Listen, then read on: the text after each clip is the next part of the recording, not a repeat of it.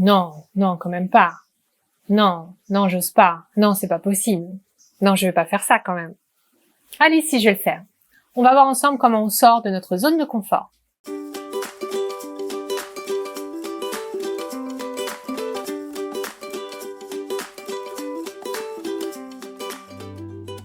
Alors, qu'est-ce que c'est que la zone de confort? En fait, la zone de confort, c'est la zone dans laquelle on se sent bien. C'est l'environnement familier.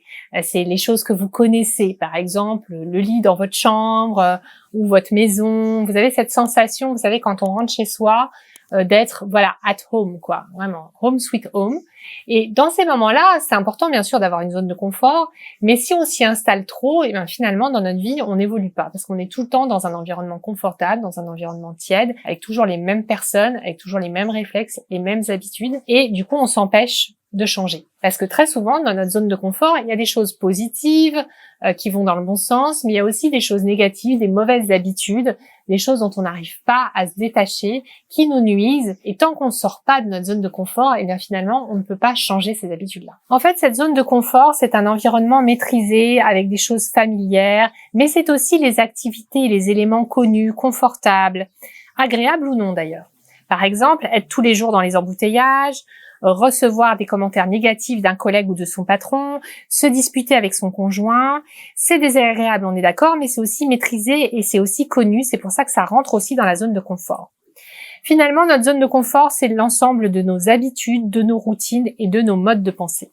Alors, qu'y a-t-il au-delà de cette zone de confort, dans cet environnement inconnu qui n'est pas pratiqué dans le quotidien?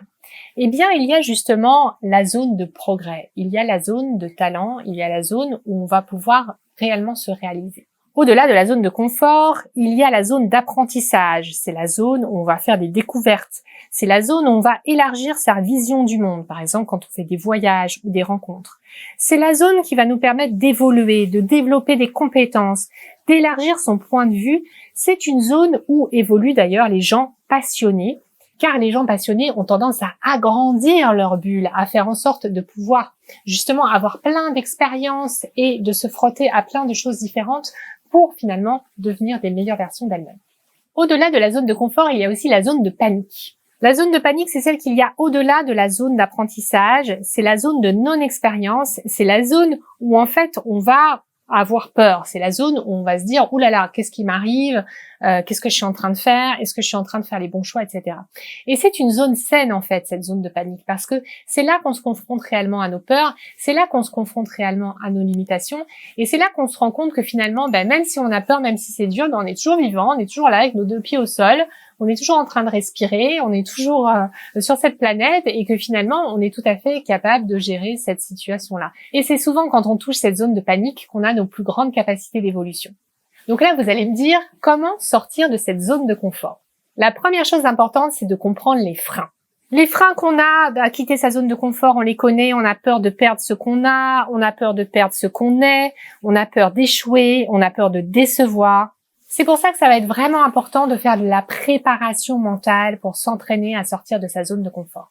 On peut se préparer pas à pas, par exemple en créant un vision board pour garder le cap sur les changements. Un vision board, c'est un tableau sur lequel vous allez coller tous vos rêves, toutes vos envies. Vous pouvez aussi pratiquer la visualisation positive. Vous pouvez aussi vous féliciter de chaque petit pas que vous faites dans la vie. Ça peut être aussi très intéressant pour sortir de sa zone de confort de simplement changer des petites habitudes de vie.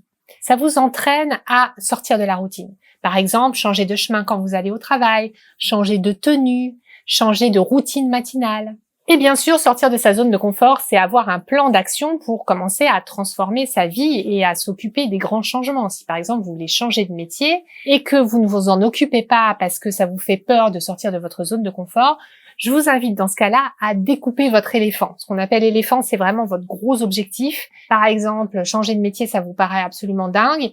Eh bien, vous allez découper cet éléphant en petites parties en vous disant quelle est la première étape que je peux accomplir pour justement commencer à changer de métier. Peut-être ça peut être prendre des informations, appeler une amie qui l'a déjà fait, acheter un livre sur le sujet, vous abonner à une chaîne YouTube de quelqu'un qui a changé de métier. Ça, ce sont les premiers petits pas qui ne vous coûtent pas très cher et qui vous permettent déjà de vous mettre en route et de découper du coup vos objectifs au fur et à mesure pour faire en sorte que, au fur et à mesure, finalement, vous changiez vraiment de métier. Donc, la clé, vous l'aurez compris, c'est aussi d'être patiente et bienveillante sur ce sujet-là, parce que vous avez besoin de vous accompagner, vous avez besoin de faire des petits pas, de faire action après action, et c'est ça, en fait, qui va vous permettre de sortir de votre zone de confort dans de bonnes conditions. Abonnez-vous à ma chaîne et pensez aussi à cliquer sur la cloche pour être notifié de mes futures vidéos que je publie souvent sur cette chaîne. Vous pouvez aussi télécharger mon guide gratuit « Une semaine pour prendre soin de moi » qui sont 7 étapes simples qui vous aideront à prendre soin de vous dans tous les domaines de votre vie. Je vous dis à très bientôt et n'oubliez pas, vous méritez d'être bien dans votre assiette, bien dans votre tête et bien dans votre esprit.